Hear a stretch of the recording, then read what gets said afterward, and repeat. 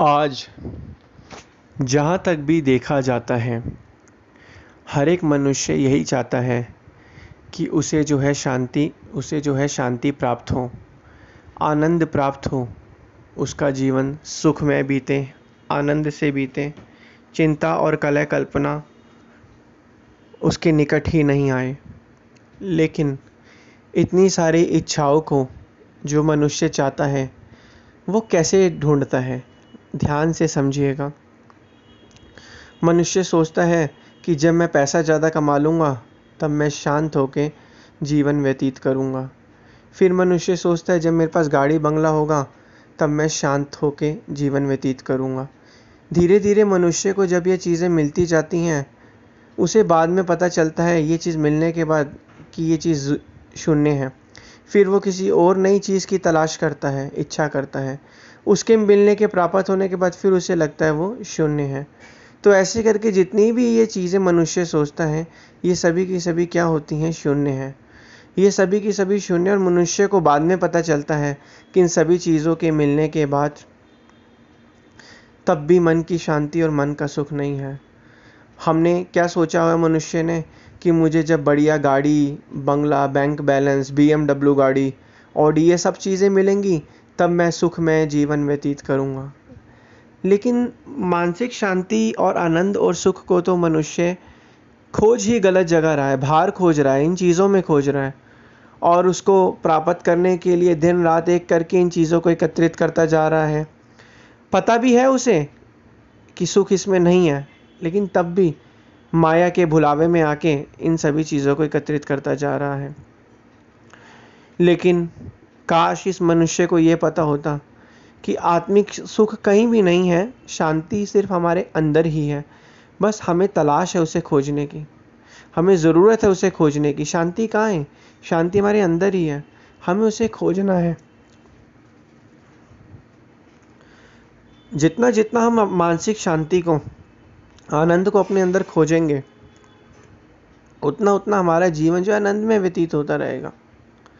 वक़्त के संत महापुरुष यही फरमाते हैं कि मानसिक शांति और सुख को प्राप्त करने के लिए अपना नाता जो है भगवान से जोड़ो, भगवान की भक्ति करो, भगवान का सुमिरन करो, भगवान का नाम जपो।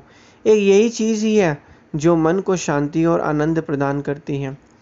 जिस तरीके से सिर्फ शून्य शून्य लिखने पर उस शून्य की ज़ीरो की कोई वैल्यू नहीं होती, लेकिन जब उसके आगे एक लगा दिया जाए तो उन सभी शून्यों की वैल्यू बन जाती है, इसकी कीमत बन जाती है। इसी तरीके से शून्य क्या है? ये सांसारिक पदार्थ, मकान, ज़मीन, जायदाद, ये सभी शून्य हैं। ये सभी शून्य हैं, इनका कोई मूल्य ही नहीं है। लेकिन क्योंकि ये हम प्राप्त तो कर रहे हैं, लेकिन हमारे मन को शांति नहीं मिल रही। लेकिन जो इनके आगे अगर एक लगा दिया जाए, एक क्या है? भगवान का जब हम नाम जपते हैं, भगवान की हम जब आज्ञा में चलते हैं, उनका सुमिरन, दर्शन, ध्यान करते हैं, वह एक है, वह एक अंक है। उस एक अंक के प्राप्त होने के बाद इन सभी ज़ीरो की वैल्यू हो जाती है। वैल्यू कैसे होती है? जब मानसिक शांति हमें मिलेगी तो हम इन सभी चीज़ें जो हमारे पास हैं, इनका हम अच्छे तरीके से खुश रहकर जो है इस्तेमाल कर सकते हैं, निर्वाह कर सकते हैं।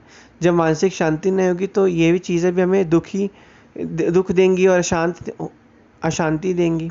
अगर ध्यान से देखा जाए तो मानसिक शांति से यही तात्पर्य है कि मन को है सुख और शांति जो है आनंद चाहिए।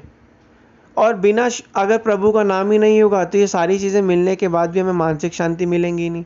जब मानसिक शांति मिलेगी उसके बाद इन चीज़ों का जब हम इस्तेमाल करेंगे, यूज़ करेंगे, तो हमें और भी आनंद और सुखमय जीवन व्यतीत होता रहेगा।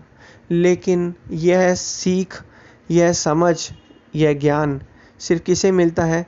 वक़्त के संतों महापुरुषों की चरण शरण में जो जीव आता है, जिसे पता चल चुका है कि सुख नाही रे, हरि भक्ति बिना सुख नाही, कि सुख जो है वो संसार के पदार्थों में नहीं है। ये तो महामाया नगरी है जिसमें संसार में सभी लोग इन सभी चीज़ों को सच मानते चले जा रहे हैं, श्वासों की अमूल्य पूंजी को बर्बाद कर रहे हैं और अंत में इस लोक से खाली हाथ चले जाएंगे। तो क्यों ना थोड़ा सा भगवान की जो है भक्ति कर लेनी चाहिए, जिससे मन जो है शांत रहे, आनंद में जीवन व्यतीत करें, परमपिता परमात्मा की बंदगी करें। जितना जितना हम यह करते रहेंगे उतना उतना मन जो है शांति मन को मिलती रहेगी, और जो है जीवन जो है सुखमय व्यतीत भी होगा। और भगवान की भक्ति के साथ साथ, भगवान को प्राप्त करने के साथ साथ, ये जो संसारी चीज़ें हैं इनकी भी हमें जो है इस्तेमाल जब हम करेंगे, हमें शांति, इनका भी हम जो है सही तरीके से इस्तेमाल कर पाएंगे।